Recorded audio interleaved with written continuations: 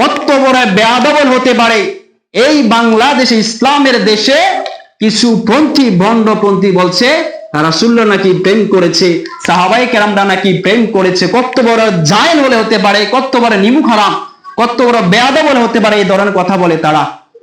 কিন্তু আবার এই বাংলাদেশের মুসলমান কিছু আছে, তারা আবার তাদের পক্ষেও কথা বলে, তারা আবার তাদের পক্ষেও কি মনে রাখবেন, এরাই হচ্ছে এই যিনি মুসলমান। এরা হচ্ছে কারা?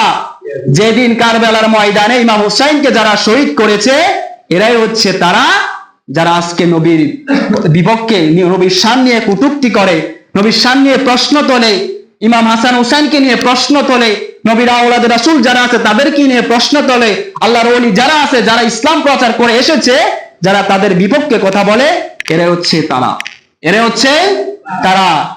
আমরা আগে শুনেছি কি আলেমরা বলেছে হাদিস শরীফ থেকে যে শেষ জামানায় দাজ্জাল আসবে, তারা এক হাতে দেখাবে জাহান্নাম, এক হাতে দেখাবে কি জান্নাত দেখাবে। আমরা লোভে পড়ে যাব, আমরা কি পড়ে যাব?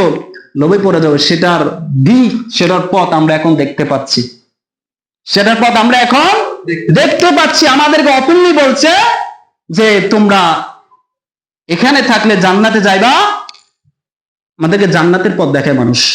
বর্তমান প্রেক্ষাপটে যেখানে ঈমান রাখা কষ্ট, সেখানে আজকে আমরা কি রাজনীতির শক্তিতে, এমন রাজনীতির প্রবল আজকে এমন বাজে আমরা অন্ধ হয়ে গিয়েছি, আজকে আমরা সকলে ইসলামকে বিক্রি করে দিচ্ছি, আবার আমরা সেই ইসলামের পথে আমরা তাদের পক্ষে যাচ্ছি, আমরা তাদের পক্ষেই যাচ্ছি, তাদের পক্ষে আজকে আমরা গুণগান গাচ্ছি।